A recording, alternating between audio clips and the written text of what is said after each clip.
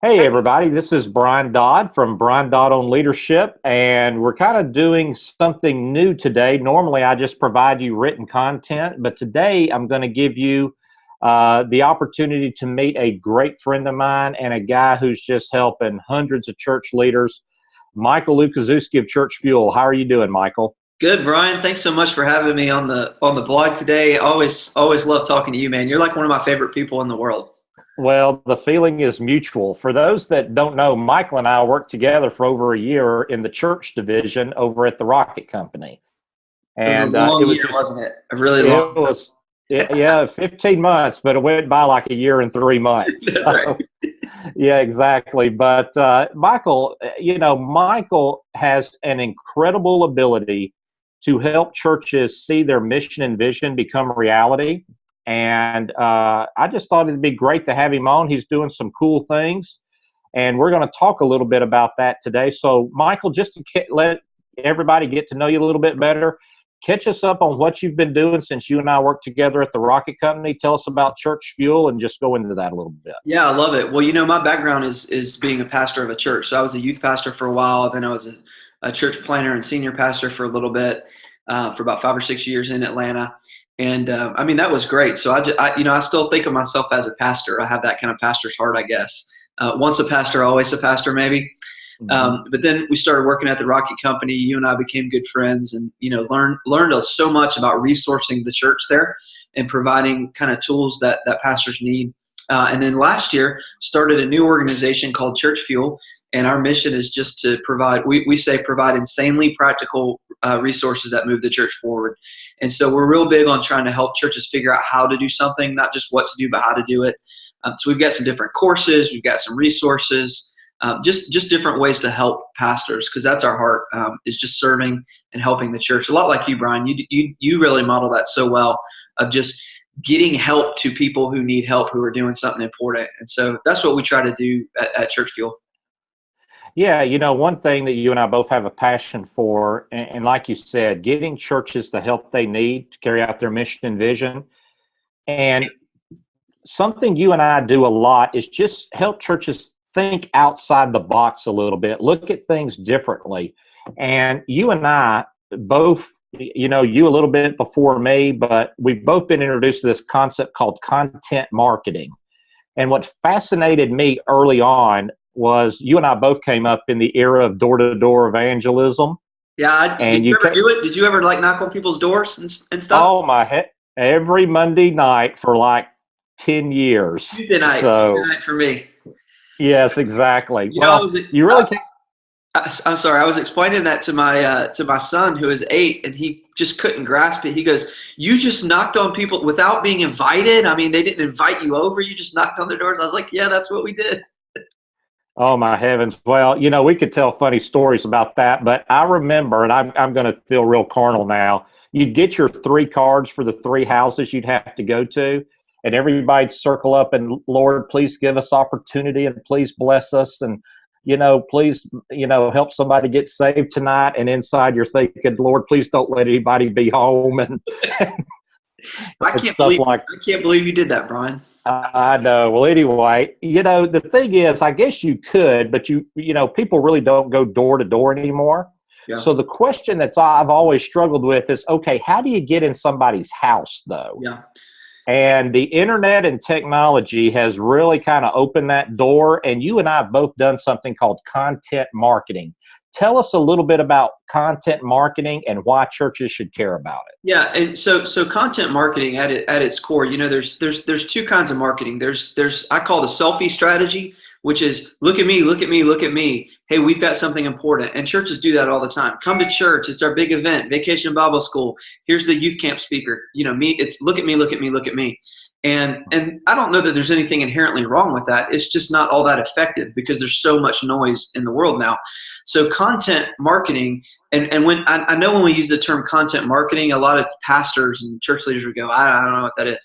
But if you think about it as value marketing or helping people, providing something of value in order to create a conversation, in order to lead people to action. So businesses do this all the time.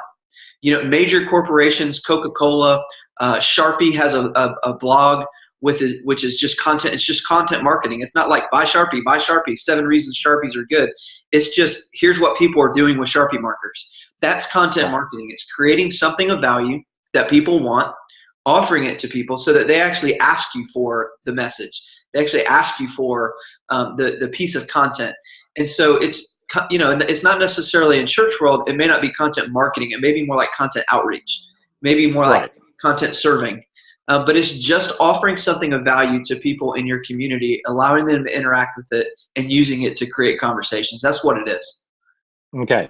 Now, you and I have a set of questions we're going to go through, but obviously, depending on what you say, we're going to go down some different roads. You can ask me anything you want.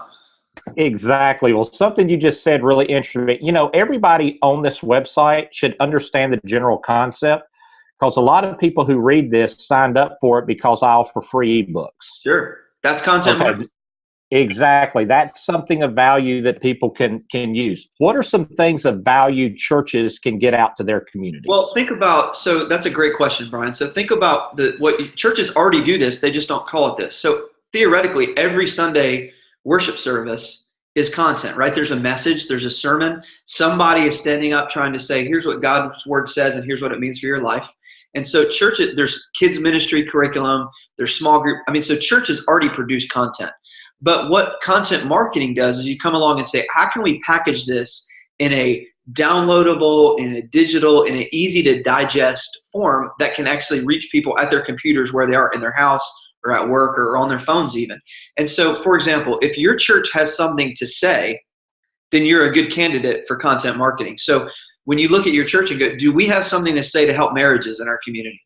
Do we have something to say to help parents? Do we have something to say on finances, on debt? Do we have something to say on faith?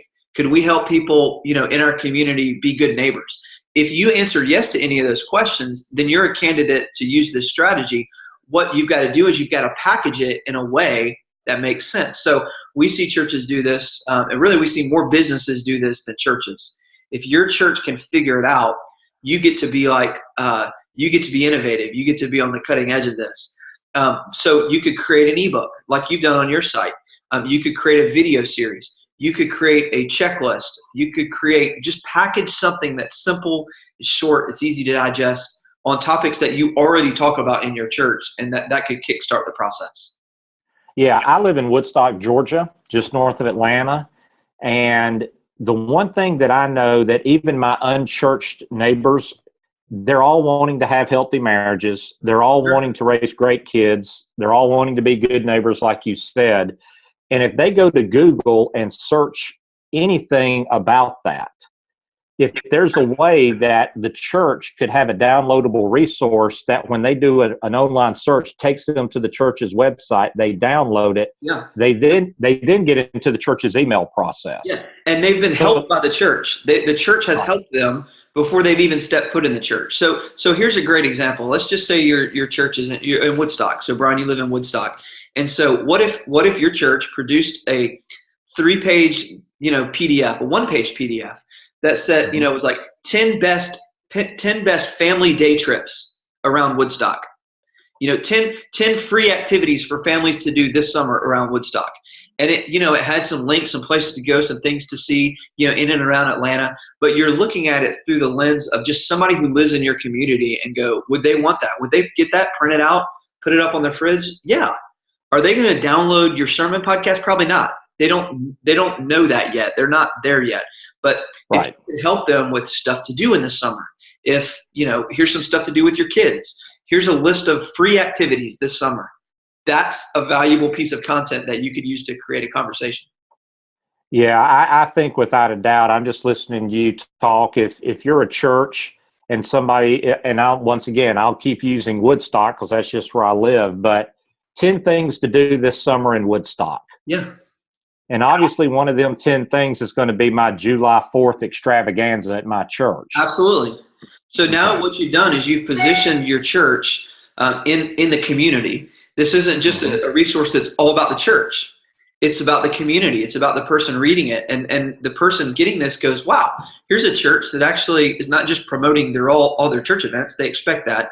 But they're actually helping me be a good neighbor. They're helping me find stuff to do with my kids. Right. They're thinking of what I need and offering value.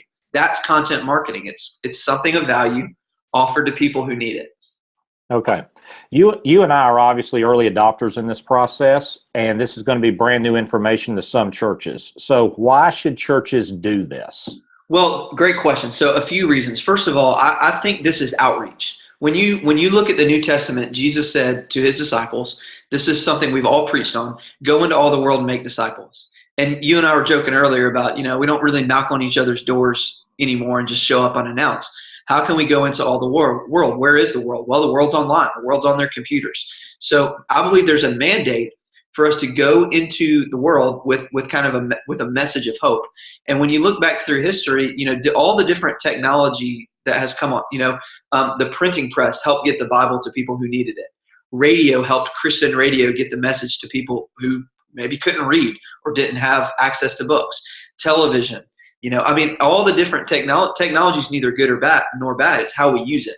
So I would say that this is a way to do outreach and evangelism. A couple other things, and these are huge, is it's a way to build influence. If your church is looking to have influence in the community, you don't get it with the selfie strategy of going, look at me, look at me, look at me. You gain influence by helping people. You gain influence by providing valuable resources that people want. The other thing this strategy does is it allows you to create conversations. So when people, download this ebook or video or, wind up on a church mailing list, you don't have to blast them with church announcements. You can actually talk to them. You can have digital conversations with people who have yet to step foot in your church. Now, as a pastor, I can't really think of a whole lot of things that are better use of my time than pastoring the community that I live in before they even come to church. And then ultimately, the final and ultimate reason I think churches should do this is because it's a way to invite people to church.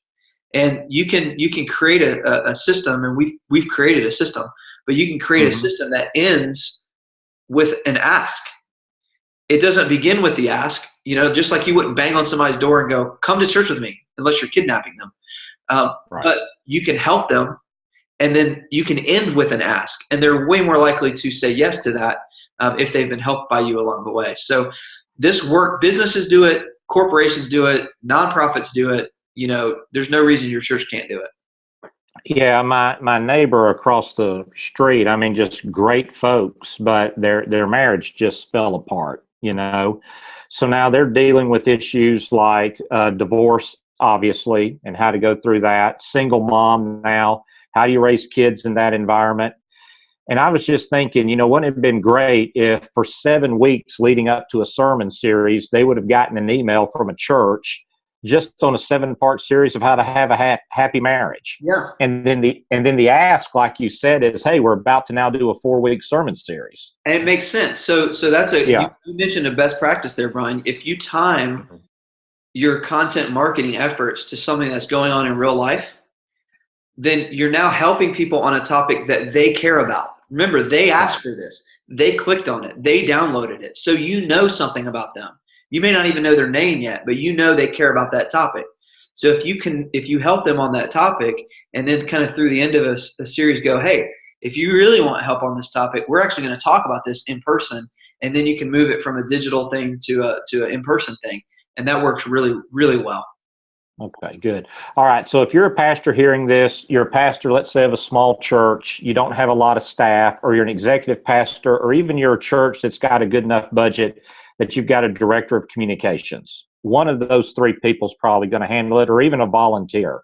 Sure. How do you get started? Well, great question. So first of all, one person can do this. You can do this just like many things. You can do this on a small scale. You could take a couple hours, get it set up, rock and roll. One person can do it.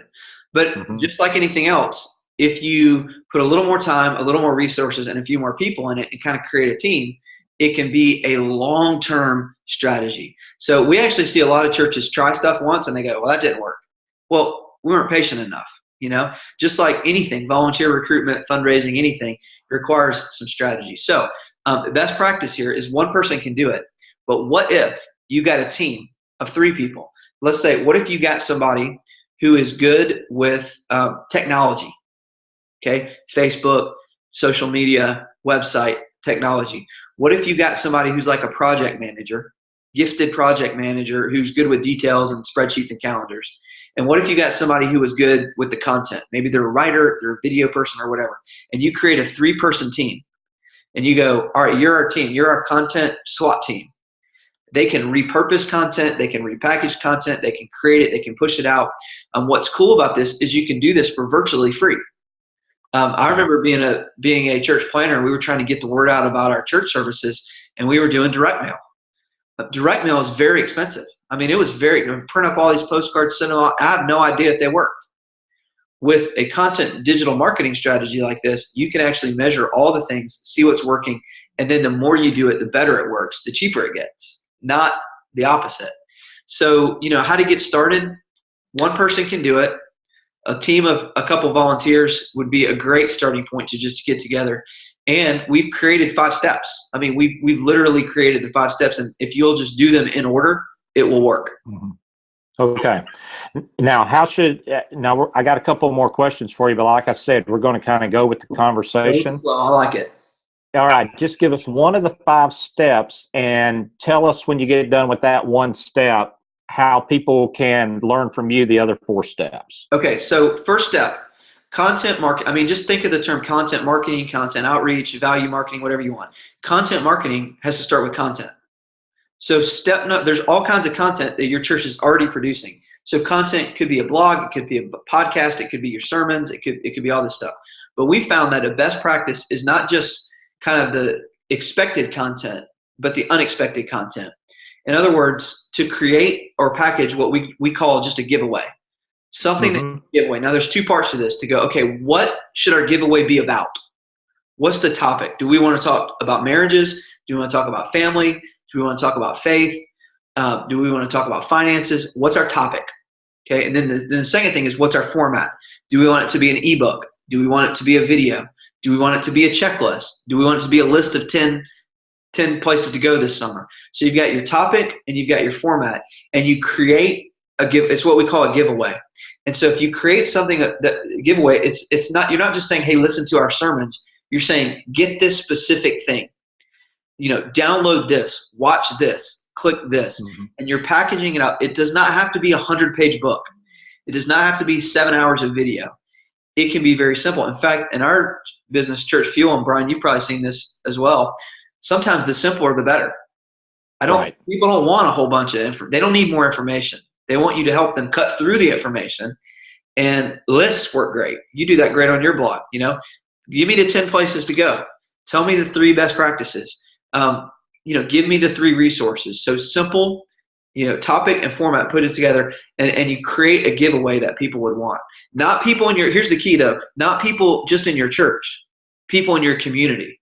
So you got to look at your community and go, what are people talking about? What do they want to know? And then how can your church uniquely address that? And then you put it in a format that makes sense, that they can download it and interact with it. Okay, I'm going to ask you another question, but tell us this first. Where do they go to get the other 4? Great question. So if you go to our website is churchfuel.com. But if you want specific resources on content marketing, if you just type in contentmarketingforchurches.com, contentmarketingforchurches.com, you can see all the 5 steps. There's a video laying out all the 5 steps. There's an ebook that you can download that has all the 5 steps. Tons of help on how to do this whole system, all 5 of those steps, because that was step 1, and there's 4 more. And the thing with this is you do them in order. It may take you 1 day to do step 1. It may take you a month. You may do it by yourself. You may get a team of people, but you do step 1, and then when you're done, you move on to step 2. Good. And I'll have a link to that below so everybody can just click on the link and get there fast. You said something earlier too about being patient. I show up on all these most read blog lists now, and that's great, and I appreciate that. What most people don't know is I had a friend named Chad Auckland who I work with at Enjoy Stewardship. The day I started my blog, he subscribed. I call it kind of a mercy killing. He got me off 0. What most people don't know is it was literally 6 months later till I got my second subscriber. And so, yeah, that patience and just simple obedience in the same direction over time is huge. So you've created these giveaways. How do you drive people to the giveaways? All right, great question. So you create a giveaway. So what a lot of churches would stop there and go, cool, we got a giveaway. Let's post it on Facebook. We got a giveaway. Well, let's email it to our church. Okay, That's great. Step 2 in the system is to put it online on a website. Step 4 in the system is we talk about promoting the website. So now you've got this valuable content. It's on a web page somewhere so people can get it. So now think about it. Now you've got to get people to go to that website. So what can you do? Well, there's 2 strategies. There's offline strategies, and that's engaging your church. So just like you ask your church to invite their friends to come to church, you can ask your church to share the link to your page, to your free content. You can promote your content just like you promote a series or Easter or a special event. You could print flyers up and pass them out. You could do direct mail if you want to about your giveaway. It'll work way better than come to church because that's too big of a jump. But you could post on Facebook to your church members and say, hey, share this. You can email your church and say, hey, we've created a valuable giveaway. It's not for you, it's for your friends. Send it to them. So you can do all the strategies that you promote stuff in your church. You can apply those same strategies to promoting your giveaway. But the gasoline on the fire comes from promoting it online. So take a platform like Facebook. You can also do this with Twitter. You can do this with just about any social media thing. With Facebook, you can go and run for pennies. For pennies, you can go and run targeted posts. So if your giveaway is about, and I don't want to get too technical, but let me just kind of cast a little vision for this. Let's say your giveaway is about parenting, and it's a video. Well, you can go onto Facebook and you can say, I want to show this video to people who live in my zip code, who are between the ages of this and this, who use, who like kids. And so you can just pay a few cents and get that content to be seen by the people most likely to need it. And that's why it's so powerful, because you're not just advertising. It's not a Super Bowl ad where you're just blasting everybody and hope they care about it. If your giveaway is about parenting, I can show you how to get that seen by parents on Facebook. If your giveaway is about, I'm new in town, I can show you how to get that seen by people who are new in town. And so you can promote it offline just through your church. You probably could brainstorm some ideas on that because you already do those things. But then you can promote it online on Facebook, on Twitter, and we do that all the time. I mean, we've found great success with our content, promoting it on Facebook, on Twitter, even on LinkedIn to pastors, because somebody who's not a pastor isn't going to be helped by this. So why would I want to spend money advertising this to somebody who's not a pastor? I want to spend money advertising this to people who are pastors who need it. And so in your church, if you're going to spend money on it, you don't have to, but if you are, you don't want to waste it. You want to be good stewards and spend it on the people who are most likely to come to your church when they interact with it. Yeah, it's kind of interesting. You and I both cut our teeth as youth pastors. We both started out that way. And if I'm a youth pastor, the way those kids today are on Instagram, it just makes – now, here's something else you said. You mentioned the inexpensiveness. Content marketing is extraordinarily inexpensive. Absolutely. Correct? It's so affordable. And so, we took – again, and I came up being a youth pastor and, church planner, and I didn't have a big budget. And I know, maybe there's some people watching this and they go, cool, we've got a lot of money to spend and we're looking for stuff to spend it on. I don't find that to be the case with most churches. Most churches are going, if we're going to spend money on something, we'd really like for it to work. And so, it's not like you're just going, where should I spend money? So, but this is a very affordable strategy. It's cheaper than direct mail. It's cheaper than almost all kinds of traditional advertising. And what makes it really effective is you can tweak it on the fly. With the direct mail, and again, I'm not picking on direct mail. I'm a fan of it in certain circumstances. But with direct mail, you design a postcard, you print it, postage, post office, every door direct, whatever you want to do. You send it out. If it didn't work, oh well. It's like better luck next time. With the content strategy, you can adjust on the fly. So let's say your first giveaway didn't really work. People didn't really download it. You don't have to go, well, that didn't work. No, you go, we need a different giveaway. Right. And you can start the 5 steps over again with a different giveaway.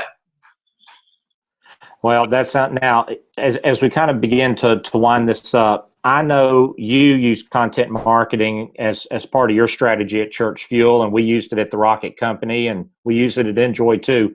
What results have you personally seen, and why are you so passionate personally about content marketing? Well, over the last, 11 months or so, we've built an email list of about 10,000 pastors. And we didn't buy that list. We didn't, those were people that subscribed and got on our mailing list because we offered them something of value. I know companies who serve the church who have lists way bigger than that, who have grown it through this strategy. So we personally use this strategy. This isn't something that I think, hey, theoretically this would work. No, we use this. We spend money every day promoting on social media because this strategy works for us. And so, and we're seeing churches to start to do it as well. My friend Sean Lovejoy, pastor at Mountain Lake Church up north of Atlanta, just released an ebook called Bedroom Confessions. It's a relationship free giveaway, and they put it up on a website, and people can go download it, and then the church can follow up with them. And so that's a great example of a church saying, we're going to teach on this. What if we put this content into like a little PDF format that's easy to interact with, and just offered it to people in our community? So churches are beginning to catch on to this. Most are not. Most aren't using it. And so I know you've read the Blue Ocean strategy book. This is a blue ocean. This is an opportunity for whoever's watching this, your readers, Brian, to go, this is a strategy we can figure out and we can use. And it really will work because it works for us. It's worked for me 2 times in 2 companies now. Yeah. Well, here's what I want to do. I mean, you mentioned it. You just said the phrase, my readers and Blue Ocean. Honestly, to my readers, as it relates to this, I do think this is an extraordinary opportunity for churches to make an impact in their communities in a creative way that adds value to people that will draw them into your church over time. And honestly, my personal endorsement, no one knows how to do this better than Michael Lukaszewski. And I recommend all of you, number one, read his blog, download his resources. I'm going to put some links to some of those on here. But I think you've even got a content course coming up about content marketing. And if you want your church to go to the next level, having Michael Lukaszewski as part of your learning system is going to do nothing but help you. So, Michael, talk to them a little bit about the course you've got coming up and how they can just stay linked in with you. Yeah, thanks so much, Brian. That really means a lot, and you're a good friend, and I love your heart for pastors. And but we're really excited about this course. It's step by step. We like to call our resources insanely practical, and I think this is insanely practical. And so it's a 6-week course. And so each week there's a different learning module. The first one is the introduction, and then the next 5 weeks dive deep into each of those steps. And so it's got 3 things in it. It's got training, and so we'll show a pastor, a communications director, a volunteer team, or whatever can go through the training and know exactly what to do. But it's also got the tactics. So we're going to give you the training, but also the tactics. And then the third piece, we'll show you the tools to use. Because when we say put it online, okay, how? Create an ebook, okay, how? And so it's training, tactics, and tools all mixed together. So it's 6 training modules, tons of alternate resources like ebooks, example giveaways, worksheets that you can get some people together to brainstorm giveaways. It's got tips on how to do the email component of this if you want to have the email component of it, how to make the landing page. There's screencasts where we show you how to do Facebook. We literally show you how we do our Facebook promoted posts. And so there's screencasts of all that stuff. It's everything you need. It's compacted into 6 weeks. And so you go through it, 1 week at a time. And 6 weeks from now, you're up and running with the system and you know how to do it. That's the key thing. You don't know what we've been talking about, kind of what's possible. The course will show you exactly what to do in the order in which to do it. Okay. What's the cost on the course? So it's again, we look at it and we go, man, I spent 3 years learning this stuff, and I just bought a course. On how to launch a course, which is ridiculous, right? It's like it's like Kramer that had the coffee table books about coffee table on Seinfeld. But I just bought a course on how to do an online course, and it was a $2,000 expense. I personally spent $2,000 on this course, and it was worth every penny. So when I look at it, I was like, this course that we've created on content marketing is at least as valuable as that. But I'm like, man, that's a lot. That was a hard pill for me to swallow. We priced it we tried to price it affordable. So it's $297. You know, you get all that stuff for $297. And I think it's really valuable. And you download it, you have it all. You know, you can use it. You come back to it over and over and over and over again. And volunteers in your church can get the training. They can go through it. You could get the system, get an understanding of it, and then, because I was a senior pastor, this is what I would do. Get an understanding of it, and I would say, here, you go do this. Exactly. And that'll work. Well, you know, it's kind of funny. I see the price of $297, and here's how I think, because everybody who reads this knows I go to a lot of Christian conferences just to stay abreast of trends and things like that. That's how I stay on top of things. I just follow what you say. Oh, yes, exactly. Well, you know, the funny thing is a conference ticket's going to run you $249 to $299 per person. And that doesn't even count travel and meals and things like that. And I'm sitting here thinking, okay, I could recommend somebody go to an evangelism conference or some new way to reach unchurched people, or they could spend $297. And as you said, one person could buy it, figure it out, and then hand it off to everybody in their church and say, here's how you do it. Yeah. And I don't think there's a better value out there. I can't recommend it enough. And yeah, if you want to impact your community, how would you like, you mentioned 10 to 11,000 people in a mail list earlier.